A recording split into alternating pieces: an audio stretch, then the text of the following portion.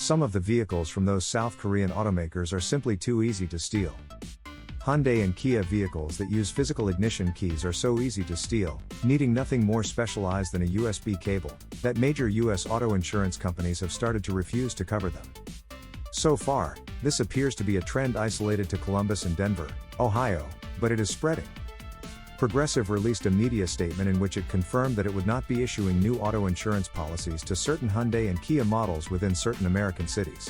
It started with Columbus and Denver, Ohio, and it looks as though St. Louis, Missouri will also be included on the list. Due to the theft risk that some Hyundai and Kia vehicles present, in many cases it makes these vehicles difficult to insure, so in certain areas of the country we have adjusted our acceptance criteria for new business. There is no change for existing customers on some of these models, said the statement from Progressive. We'll continue to monitor how this issue plays out and are hopeful to be able to revisit our decision as the theft risk diminishes and community awareness improves.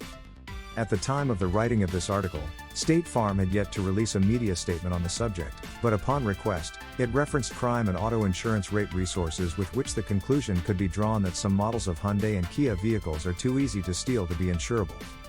Drivers with certain models in those cities are being denied auto insurance coverage from those insurers. For the drivers who do manage to be accepted for auto insurance coverage by Progressive or State Farm in those areas, some are finding that their premiums are considerably higher than they would be with a similar vehicle from a different automaker. This is apparently the case even among drivers of models that have a push-button start instead of the physical ignition key. There is a staggeringly high rate of theft of vehicles made by Hyundai and Kia in many metropolitan areas across the country. In fact, together, they represent 38% of all stolen vehicles in Columbus, Ohio, one of the affected cities.